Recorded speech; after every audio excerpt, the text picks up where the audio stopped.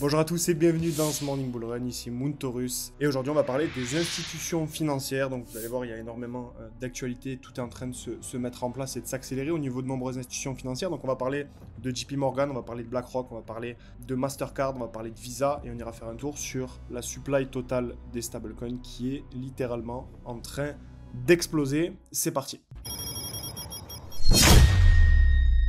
Et on va commencer ce morning avec Donald Trump qui a déclaré « Je veux des crypto-monnaies. Les crypto-monnaies sont importantes parce que si nous ne le faisons pas, la Chine le fera. » Dans plusieurs morning bull run, je vous ai évoqué le fait que à chaque fois qu'il y a une nouvelle technologie, on a un petit peu le même pattern qui se répète, c'est qu'il y a toujours la course entre les États dominants sur la sphère géopolitique qui se battent pour avoir le monopole sur cette nouvelle technologie parce que ça signifie un avantage commercial énorme. Il faut toujours rester à la pointe de la technologie, c'est ce qui est en train de se passer avec l'IA depuis maintenant plusieurs années et c'est un petit peu dans ce sens que va un petit peu la déclaration de Donald Trump, c'est qu'il ne veut absolument pas que les États-Unis soient en retard face à la Chine, il veut que les États-Unis soient précurseurs d'un mouvement et puissent avoir un coup d'avance tout simplement sur leurs concurrents au niveau de la sphère géopolitique dans le monde entier. Et évidemment, ça, c'est bon pour nous en tant qu'investisseurs en crypto. Alors, depuis quelques semaines, on voit qu'il y a vraiment une explosion de la vague d'adoption qui est en train de se produire au niveau du marché des crypto-monnaies, de la technologie et de la blockchain. Et en 2021, beaucoup de personnes investissaient en se disant « Oui, mais les institutions vont arriver, etc. On va avoir des ETF, on va avoir tout un tas de choses. » Alors, peut-être pas en 2021, mais en tout cas en 2023, c'était le cas. Et on n'avait pas vraiment d'éléments concrets, si vous voulez. Et là, depuis quelques semaines, depuis qu'on a le Bitcoin qui a retracé bien correctement et qu'on est sur une légère remontée sur du court terme, eh bien on a une accélération tout juste exceptionnelle, exponentielle de l'adoption de la part des acteurs institutionnels ou en tout cas de l'adoption publique, ce qui est déclaré, ce qui est mis en avant parce que très honnêtement je pense que ça a été adopté en interne depuis déjà très longtemps. Les institutions font des plans, il faut le savoir, sur plusieurs années et ne prennent pas des décisions comme ça sur un coup de tête et donc en fait on a juste le sommet de l'iceberg qui est visible et la partie immergée de l'iceberg, donc la partie qu'on ne voit pas, à mon avis, c'est produite depuis déjà plusieurs mois. Et donc, on a un article de The Block qui nous dit tout simplement que JP Morgan continue de pousser l'adoption de la blockchain dans le monde bancaire. Donc, le géant américain vient d'annoncer que 8 des plus grandes banques de la région MENA, donc la région MENA, c'est quoi? C'est le Moyen-Orient et l'Afrique du Nord, utilisent désormais sa plateforme de blockchain Kinexys pour gérer leurs paiements. Donc parmi elles, on retrouve Qatar National Bank, on retrouve Saudi National Bank, Fist Abu Dhabi Bank, Emirates NBD, Commercial Bank of Dubai et Bank of ABC.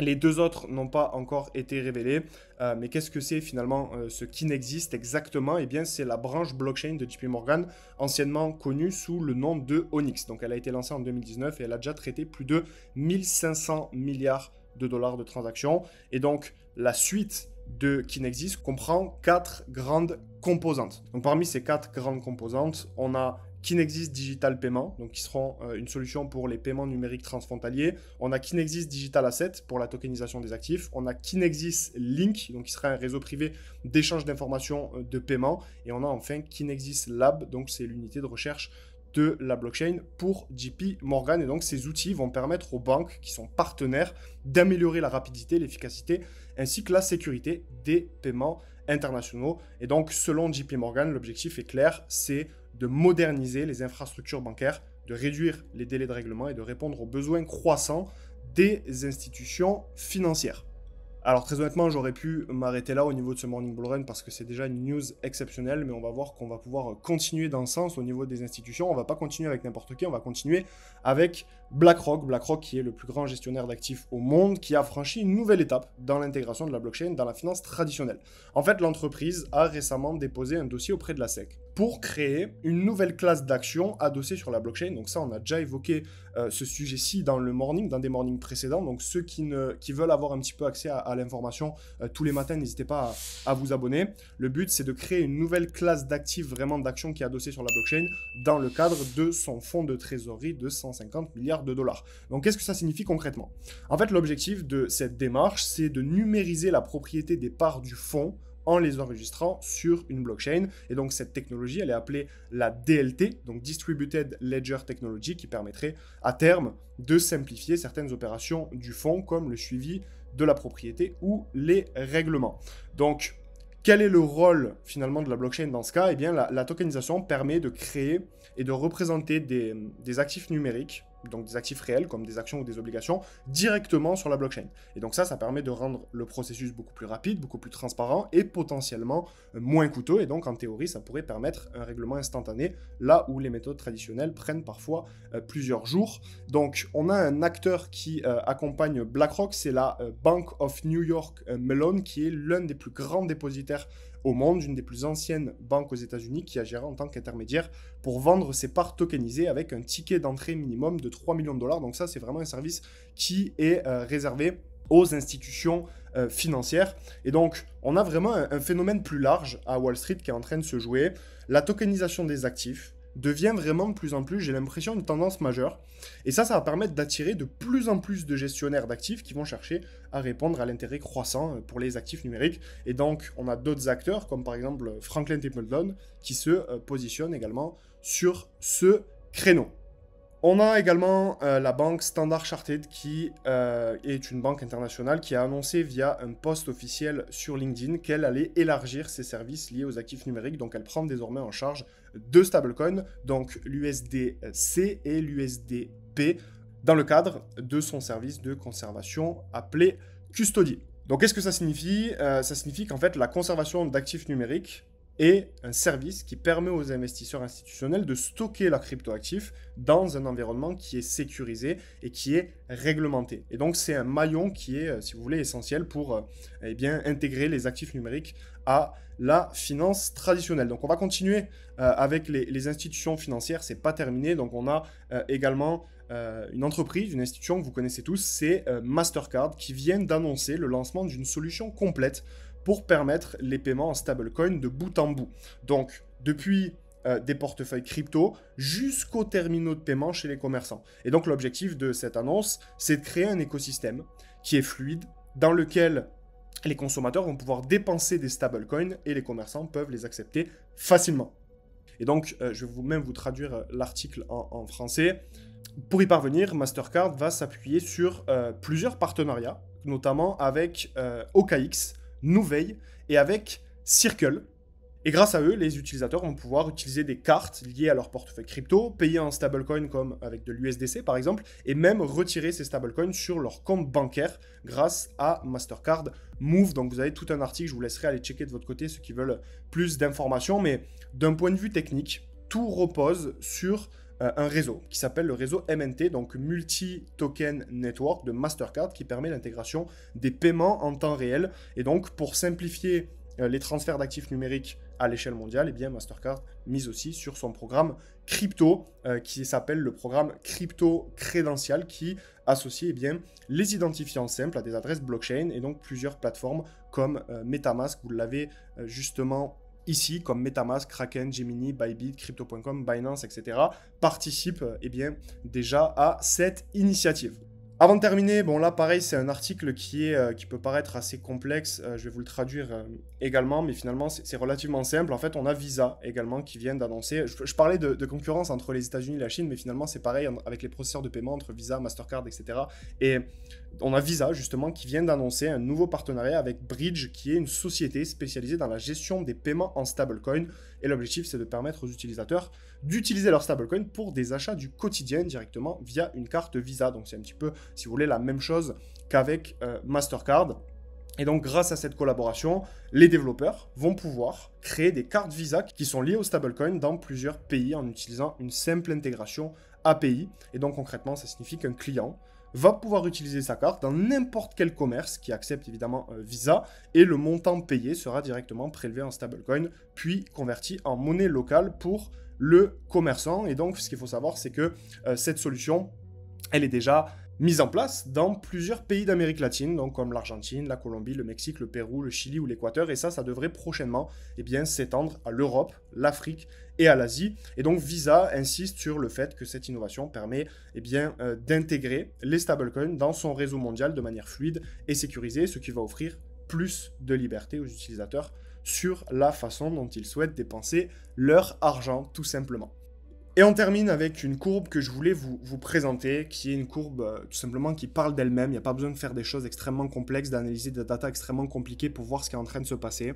Si on regarde de septembre 2023 à tout simplement aujourd'hui, on a une courbe au niveau de la supply des stablecoins. Donc là, on est sur le graphique de CryptoQuant sur All Stablecoin ERC20 Total Supply. Donc c'est pas les stablecoins de toutes les blockchains, c'est uniquement les stablecoins qui sont émis sur Ethereum. Et on voit qu'on a, de toute façon, ça aurait été la même chose avec d'autres blockchains, hein, une courbe au niveau des stablecoins qui est en train littéralement d'exploser. On a un run, vraiment un bull run, une exponentialité de cette courbe, et on est passé de 70 milliards à plus de 120 milliards à l'heure où je tourne cette vidéo. Donc c'est tout juste colossal. On a un mouvement qui est en train de s'adopter. On a les banques, les institutions financières qui sont en train d'adopter la crypto. Ça, c'est quelque chose, c'est un discours, c'est une vision qu'on avait depuis plusieurs mois. En 2023, on répétait déjà aux membres du canal Telegram spécialement dédié à la crypto. D'ailleurs, n'hésitez pas à le rejoindre si vous voulez suivre ce qui se passe au quotidien. On répétait que le prochain bull run sera un bull run institutionnel. Et ça, on le répète depuis des mois, voire des années maintenant.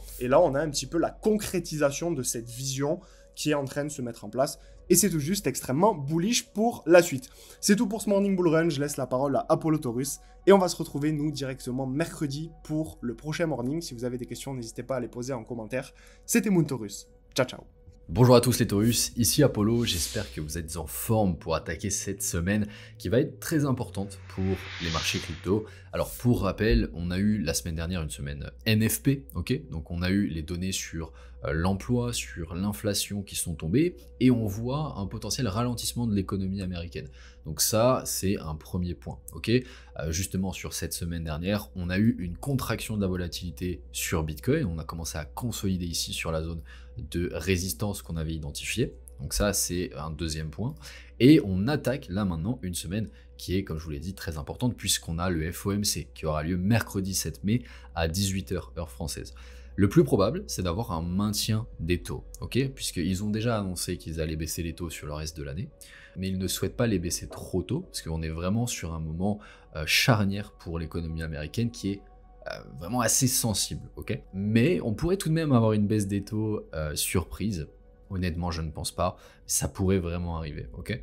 Donc, ce qui serait vraiment très très bullish pour les cryptos. Ce qui va être très important également, c'est la conférence de presse qui a lieu après cette décision des taux à 18h30 heure française. Donc toujours mercredi. C'est là qu'on va potentiellement avoir des informations sur la suite, sur les politiques monétaires des prochains mois, et où la Fed va pouvoir nous partager, donner des indications sur les taux directeurs. Et on peut s'attendre dans tous les cas à avoir une continuation de baisse des taux sur le reste de l'année, dans la continuation de ce qui a été fait sur les précédents mois, ce qui est encore une fois très bullish pour les marchés crypto. Ici, on a un Bitcoin qui a laissé du déséquilibre techniquement sur ces niveaux-ci. Cette semaine, on pourrait avoir de la volatilité. Pourquoi pas revenir dans cette zone de déséquilibre pour prendre appui, pour repartir ensuite sur des nouveaux plus hauts. Continuer cette impulsion haussière que l'on a démarré ces 3-4 dernières semaines. Avant de reprendre la vidéo, je te coupe 5 secondes. Si tu désires développer les compétences qui te permettront de surperformer 99% des investisseurs, l'analyse technique, le fondamental, la gestion du risque, mais aussi développer une psychologie d'acier pour être serein en toutes circonstances face au marché, je te laisse découvrir notre canal Telegram Trading. Tu trouveras le lien en description de la vidéo. Au niveau d'Ethereum, même chose, on n'a pas énormément à dire sur ce début de semaine, puisque la semaine dernière, on a consolidé sur ici cette zone, on a respecté cette zone de fair value gap inversée. Donc pour l'instant, on se maintient au-dessus de cette zone de support, et le prochain niveau de résistance à aller chercher, ça va être celui-ci. Donc une fois qu'on aura atteint ce niveau, là on aura de la marge jusqu'au prochain niveau de résistance qui sera sur cette zone de bloc ici avec, vous voyez, ce niveau et également la trendline ici haussière qu'on a cassé sur les derniers mois. Et pour terminer donc au niveau des altcoins, on a vraiment un pattern de retournement assez clair qui est en train de se mettre en place. Alors pour rappel, qu'est-ce qui s'est passé sur ces derniers mois? On a eu ce mouvement baissier qui a fait vraiment peur à tout le monde finalement. On a cassé cette trendline cyclique, on a été chercher toute la liquidité en bas du marché, on a rebondi sur cette zone de bloc et on est en train là tout simplement de consolider, de réintégrer au-dessus de cette trendline cyclique qui nous sert encore de niveau de résistance. Ok. Maintenant, si on va un petit peu dans le passé et qu'on voit ce qui s'est passé sur l'année 2020 avec le confinement Covid. Qu'est-ce qui s'est passé? On a eu justement cette chute du marché due au confinement, on a été chercher toute cette liquidité au niveau des points bas, on a rebondi sur la zone de bloc et on a cassé temporairement justement cette trendline ici, avant de la réintégrer sur ces niveaux et on est parti en expansion haussière avec cette phase de bull run. Vous voyez que on a vraiment deux patterns qui sont très similaires et si l'histoire se répète et elle a tendance à se répéter, eh bien vous comprenez ce à quoi on peut s'attendre. Les Taurus, c'est la fin de ce bull run. Likez la vidéo et surtout abonnez-vous pour ne rien manquer des prochains épisodes. L'épisode de mercredi et l'épisode de vendredi vont être très importants. On peut vraiment s'attendre à avoir de la volatilité sur le marché. Donc, eh bien, restez connectés pour ne manquer aucune information utile. Je vous souhaite un magnifique début de semaine. Je vous dis à très vite. C'était Apollo. Ciao, ciao.